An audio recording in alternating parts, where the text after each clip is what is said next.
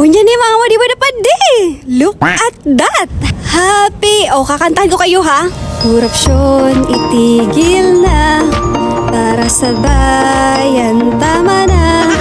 Dapat na leader, kailangan natin. Pilipinas ay paunlarin.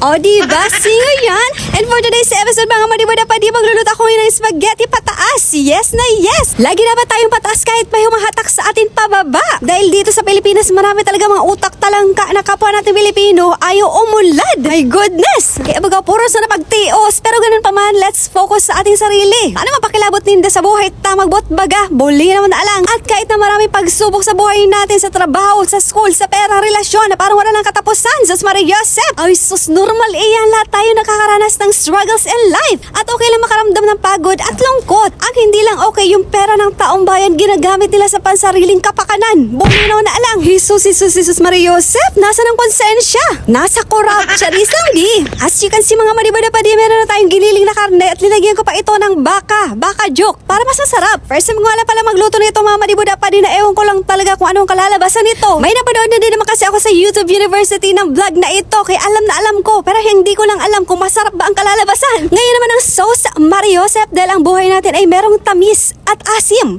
with positivity and kindness na parang spice lang sa ating spaghetti na bibigay flavor sa araw-araw na parang magic sa sarap. Haluin na natin itong spaghetti tulad ng ating buhay na mas masaya kapag pinagsama-sama ang lahat ng mga ingredients. May masaya, may malungkot, minsan matamis at minsan naman maalat. Pero kahit na ganun pa man, huwag kalilimutan natin ang mag-smile maski maasuhon baga, buli naman na alang. And this is it, mga madibada pa di, ang nariglang pansit. Charis! Look at that! I know! Yes na yes! Ang galing ko talaga magluto. Napapasabi ka na lang talaga na ang sarap mo, Raisa. Charis! At alam ko, hindi naman ito perfect spaghetti, but I'm so proud of myself kasi first time ko nga magluto nito mga madibada pa di. Magkaraon tabi kita mga madibada pa di, kaya may own version of spaghetti pababa, mataas.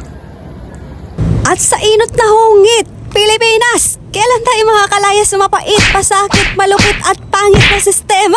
Charis! At in fairness mga madibada pa di, ang sarap naman talaga ng spaghetti na ito. Walang sinabi ang Jollibee, ang McDo. Charis! Alam niyo ba na sa bawat spaghetti bite, isang paalaala sa buhay? Yes!